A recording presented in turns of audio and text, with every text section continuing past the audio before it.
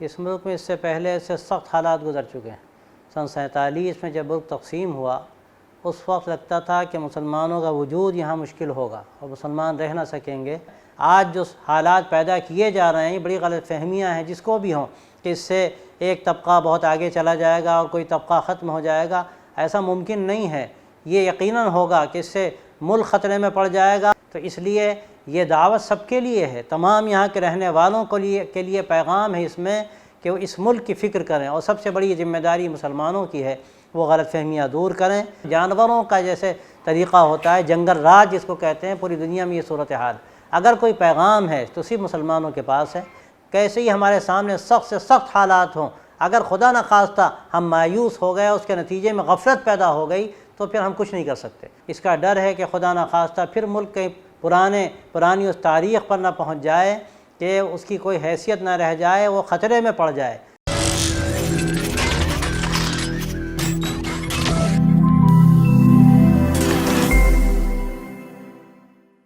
ناظرین السلام علیکم ورحمۃ اللہ وبرکاتہ۔ استقبال ہے فکر و خبر کے ساتھ ایک ملاقات میں،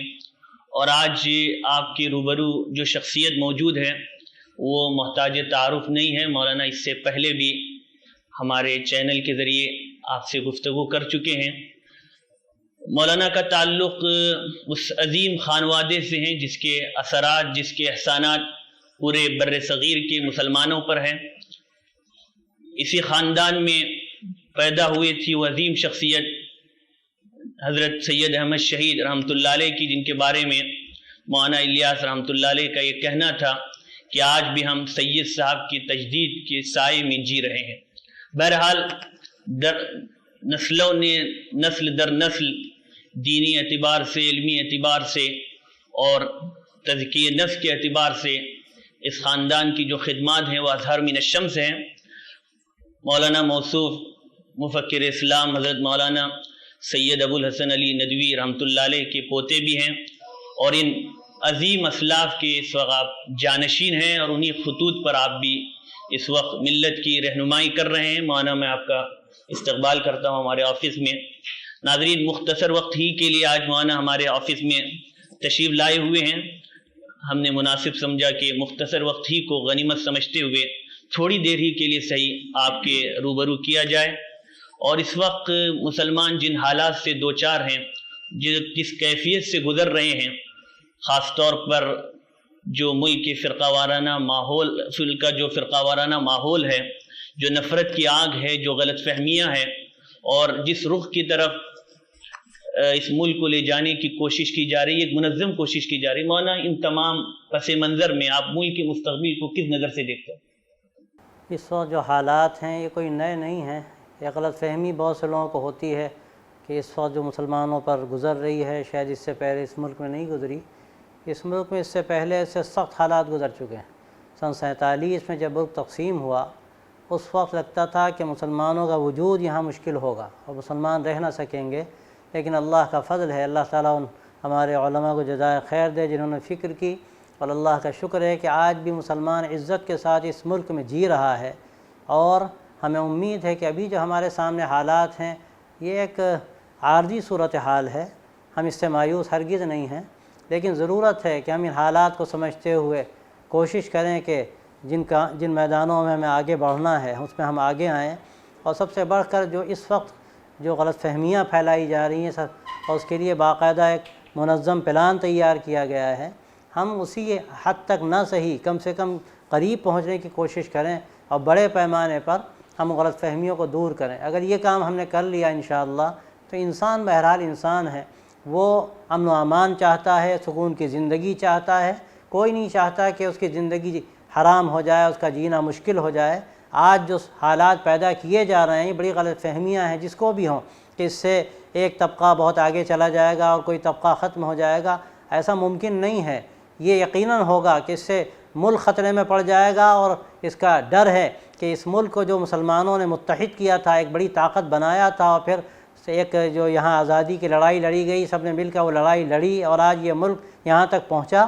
اس کا ڈر ہے کہ خدا نخواستہ پھر ملک کے پرانی اس تاریخ پر نہ پہنچ جائے کہ اس کی کوئی حیثیت نہ رہ جائے، وہ خطرے میں پڑ جائے۔ تو اس لیے یہ دعوت سب کے لیے ہے، تمام یہاں کے رہنے والوں کے لیے پیغام ہے اس میں کہ وہ اس ملک کی فکر کریں، اور سب سے بڑی ذمہ داری مسلمانوں کی ہے، وہ غلط فہمیاں دور کریں، میدان عمل میں آئیں، اور مسلمانوں پر ایک بڑی ذمہ داری یہ بھی ہے کہ وہ تعلیم کے میدان میں آگے آئیں، اور جو ایک گویا کہ حدود قائم کر دیے گئے ہیں جس کے نتیجے میں یہ سمجھا جا رہا ہے کہ مسلمان پیچھے ہو رہے ہیں، ان کو ان حدود کو ختم کرنا ہے، اور ایک ساتھ سامنے آ کر میدان عمل میں محنت کر کے یہ کوشش کرنی ہے کہ اس ملک کو آگے بڑھانا ہے، اس کو ترقی دینی ہے، اور یہ جب ہی ہوگا کہ جب سب مل کر یہ کام کریں گے۔ تنہا اگر ہم چاہیں تو یہ کام نہ ہم کر سکتے ہیں، نہ کوئی دوسرے یہاں کے رہنے والے دوسری قوم کے لوگ کر سکتے ہیں، چاہے وہ اکثریت ہی میں کیوں نہ ہو۔ تو یہ مسئلہ صرف تنہا مسلمانوں کا نہیں ہے، میں اس کو دوسرے نظریے سے بھی دیکھتا ہوں، یہ مسئلہ پورے ملک کا ہے۔ اگر یہ فیلنگ بڑھتی گئی تو مسئلہ مسلمانوں کا نہیں، پورے ملک کا ہے کہ ملک خطرے میں پڑ جائے گا۔ اس لیے ہمیں اپنے بھائیوں کو جو برادران وطن ہیں ان کو بھی ہمیں دعوت دینی ہے، ان کو میدان میں لانا ہے، اور یہ جو دوریاں پیدا کی جا رہی ہیں، خلیج بڑھائی جا رہی ہے، اس کو پاٹنے کی کوشش کرنی ہے۔ اس میں اگر ہم کامیاب ہو گئے تو انشاءاللہ نہ اس ملک کو کوئی توڑ سکتا ہے اور نہ مسلمانوں کو اس کوئی نقصان پہنچا سکتا۔ مولانا، جہاں صورتحال ہمارے ملک میں تبدیل ہو رہی ہے وہی ہم دیکھ رہے ہیں پورے عالم اسلام میں بھی ایک عجیب کشمکش جاری ہے، تو کیا امید کی کرن اس وقت کہاں سے نظر آ رہی ہے عالم اسلام میں، خاص طور پر دیکھا جائے؟ اس وقت ہمارے عربوں کو جو کردار ادا کرنا چاہیے تھا، افسوس کی بات یہ ہے کہ وہ شکنجے میں ہیں، کچھ ان کی شاید مجبوریاں ہیں، ان کے ساتھ ایسے مسائل ہیں کہ عجیب غریب انہوں نے صورتحال اختیار کر لی ہے اور عجیب رخ انہوں نے اختیار کیا ہے۔ ادھر ترکی میں ایک نیا خون ہے، ایک نیا جوش ہے، اور ہمیں امید ہے، کیا بعید ہے کہ اللہ تعالیٰ دوبارہ وہاں سے ایک نئی کرن ہمیں نظر آئے۔ اس کی ضرورت ساری انسانیت کو ہے۔ پوری دنیا کا اگر آپ جائزہ لیں تو اس وقت مسئلہ پوری دنیا میں سب سے بڑھ کر اس بات کا ہے کہ انسانوں کو صحیح زندگی کا راستہ معلوم نہیں۔ آج انسان جانوروں کی زندگی گزار رہا ہے، ملک کو کھانے کو تیار ہے، قوموں کو کھانے کے لیے تیار ہیں، کوئی طاقتور ہو تو اپنے کمزور پر حملہ کرنے کو تیار ہے، جانوروں کا جیسے طریقہ ہوتا ہے، جنگل راج جس کو کہتے ہیں، پوری دنیا میں یہ صورتحال۔ اگر کوئی پیغام ہے تو صرف مسلمانوں کے پاس ہے، اور اگر مسلمان اس پیغام کو عالمی سطح سے عام کرنے کی کوشش کریں، اور اب تک جو ہم سے اس میں کوتاہیاں ہوئی ہیں ان کوتاہیوں کو دور کر کے ہم ایسا ایک تعلیمی نظام وجود میں لائیں کہ جو تعلیمی نظام ایک انسانوں کو صحیح انسان بنا سکے، ان کے اندر ایثار و محبت پیدا کر سکے، ایک دوسرے سے ہمدردی پیدا کر سکے، جیسے کہ اسلامی تاریخ میں جو لوگ اس سے واقف ہیں جانتے ہیں یہ کوششیں کی گئی تھیں، تو یہ اسلام کی تنہا خصوصیت تھی کہ علم کے ساتھ اس نے اخلاق کو جوڑا تھا۔ اس کے بعد یہ یورپ نے جو ترقی کی، بڑے افسوس کی بات یہ ہے کہ ان کا علم ہے، سائنس ہے، لیکن اخلاقیات کا جو پیمانہ ان کا ہے وہ بالکل عجیب ہے، کوئی جوڑ نظر نہیں آتا۔ ایک طرف وہ اگر آپ دیکھیں سائنس میں تو لگتا ہے آسمان کی بلندیوں پر جا رہے ہیں، اور دوسری طرف اخلاقی سطح ان کو دیکھی تو لگتا ہے بچوں کی جو اخلاقی سطح ہو سکتی ہے وہ سطح بھی ان کی نہیں۔ تو اس کا نتیجہ یہ ہے کہ یہ عدم توازن دنیا کو گویا کہ جہنم کے دہانے پر پہنچا رہا ہے۔ اس وقت مسلمانوں پر بڑی ذمہ داری ہے۔ ہم توقع کرتے تھے عرب ملکوں سے کہ وہ نظام تعلیم جاری کریں گے۔ ہمارے حضرت مولانا علی میاں صاحب جب جاتے تھے، خاص طور سے جو وہاں کا وزیر تعلیم ہوتا تھا، اس کو توجہ دلاتے تھے کہ اس کی ضرورت ہے کہ ایسا نظام تعلیم، ایسا نصاب تعلیم تیار کیا جائے جو وہاں کے حالات کو سامنے رکھ کر تیار کیا گیا۔ اور میں تو سمجھتا ہوں کہ کوئی بھی ملک اس کے لیے کھڑا ہو جائے اور ساری دنیا کو ایک ایسا نمونہ پیش کرے، ایسا نظام تعلیم دنیا کو دے جس کی آج ساری دنیا کو ضرورت ہے، صرف مسلمانوں ہی کو نہیں، اس لیے کہ دنیا اس وقت جہنم کدہ بنتی چلی جا رہی ہے، اور ایسی صورتحال پیدا کی جا رہی ہے چند لوگوں کی طرف سے جو شاید یہ چاہتے ہیں کہ سب کچھ ان کو حاصل ہو جائے، چاہے پوری دنیا غلام بنا لی جائے، اور وہ آخری جو سرحدیں ہو سکتی ہیں گراوٹ کی وہ ان سرحدوں تک پہنچ جائے، ان کو اس کی کوئی پرواہ نہیں۔ تو اگر ہمیں امید کچھ ہے تو یہ ترکوں سے یہ امید کی جا سکتی ہے، وہ کچھ آگے بڑھ رہے ہیں، اور اس کے علاوہ ہمارے اور عرب ملکوں میں بھی بعض ملک ہیں جو کچھ توجہ کرتے ہیں، لیکن حالات دنیا کے بھی ایسے ہیں کہ کچھ کہنا بہت مشکل ہے آگے حالات کیا کروٹ لیں گے، اور اس لیے کہ جو سازشیں ہوتی ہیں اندر سے ایسی کی جاتی ہیں کہ ان کا سمجھنا ہی مشکل ہوتا ہے۔ لیکن اللہ سے ہمیں امید رکھنی ہے، اپنی محنت جاری رکھنی ہے، اور اس بات کو یاد رکھنا چاہیے تمام کام کرنے والوں کو کہ وہ ہرگز مایوس نہ ہوں، وہ نتائج کو نہ دیکھیں، وہ اپنی اس محنت کو دیکھیں کہ اس محنت کے نتیجے میں ان کو اللہ کے کیا اجر ملنا ہے۔ اس یقین کے ساتھ ہم میدان عمل میں آئیں گے اس ملک میں بھی دوسرے ملکوں میں بھی، تو ہمیں اللہ کی ذات سے امید ہے کہ آج جو دن ہیں وہ دن بدلیں گے، حالات بہتر ہوں گے۔ یہ ملک خاص طور سے جو ایک محبت کا ملک تھا اور جس کی مثالیں دوسری دنیا کے ملکوں میں دی جاتی تھیں، وہ مثالیں دوبارہ دی جائیں گی۔ حضرت خواجہ صاحب کا ملک تھا، انہوں نے کیا مثالیں پیش کی تھیں۔ ہمارے حضرت مولانا علی میاں صاحب رحمۃ اللہ علیہ نے پیام انسانیت کی تحریک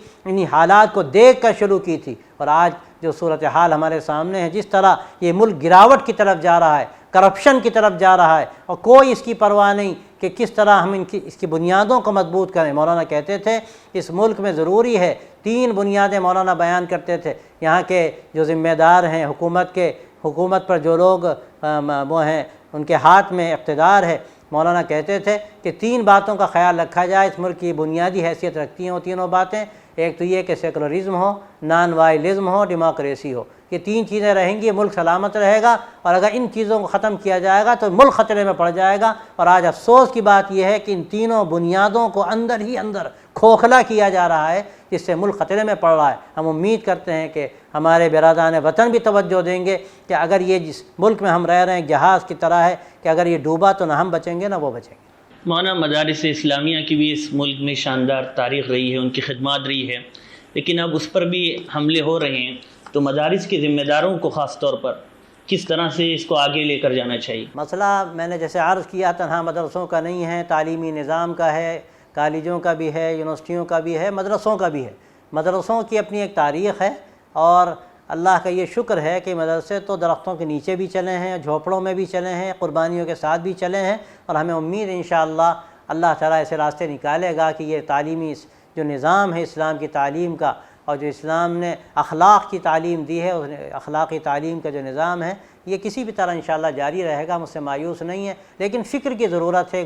دو باتیں الگ الگ ہیں۔ کیسے ہی ہمارے سامنے سخت سے سخت حالات ہوں، اگر خدا نخواستہ ہم مایوس ہو گئے، اس کے نتیجے میں غفلت پیدا ہو گئی، تو پھر ہم کچھ نہیں کر سکتے۔ اور اگر ہم نے غور کیا اور اپنے لیے کوئی راستہ طے کیا تو اللہ تعالیٰ تو راستہ کھولنے والا ہے۔ صاف صاف قرآن مجید میں یہ باتیں کہی گئی ہیں۔ ابھی میں عرض کر رہا تھا ایک جگہ قرآن مجید میں اللہ تبارک و تعالیٰ فرماتا ہے فَأَمَّا مَنْ أَعْطَى وَاتَّقَى وَصَدَّقَ بِالْحُسْنَى فَسَنُيَسِّرُهُ لِلْيُسْرَى۔ 3 باتیں کہی گئیں، جو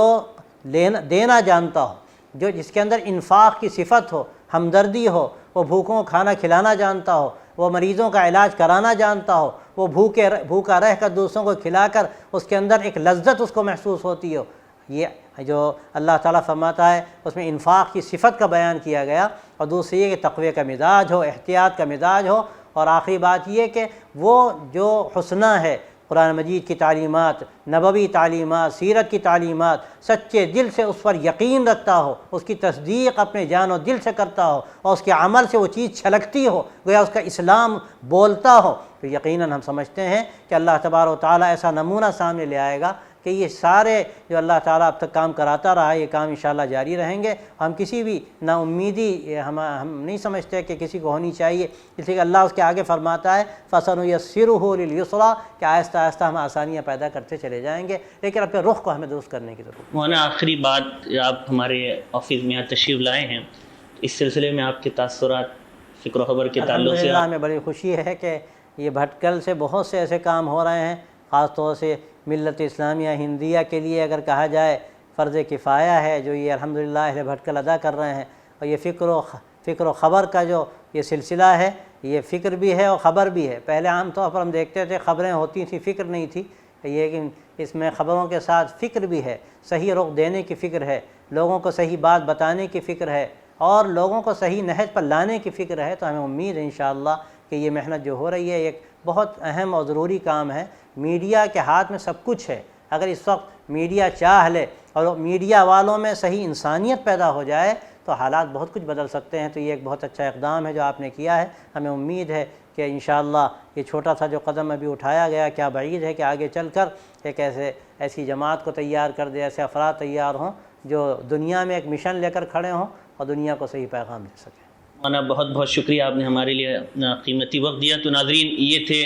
ہم سب کے مرشد و مربی مخدومی گرامی مولانا سید بلال عبد الحسنی صاحب، جو ایک طرف یہ ہم سے کہہ رہے تھے کہ مایوس ہونے کی بھی ضرورت نہیں، لیکن عمل کرنے کی بہرحال ضرورت ہے، اور ان چیزوں کی طرف ہمیں آگے بڑھنا چاہیے جس کی طرف مولانا نے توجہ دی ہے۔ ہم امید کرتے ہیں کہ ہمارے ناظرین نے اس پیغام کو سنا بھی ہوگا، سمجھا بھی ہوگا، اور آپ سے یہ بھی گزارش کریں گے ہمارے اس پیغام کو آپ بہت دور تک پھیلائیں، اور اسی دعا پر ہم کہ اللہ تعالیٰ مولانا کی عمر میں برکت نصیب فرمائے، اور تادیر اللہ تعالیٰ مولانا سے مزید ملت اسلامیہ کا کام لے۔ ناظرین اسی پر اجازت دیں، والسلام علیکم ورحمۃ اللہ وبرکاتہ۔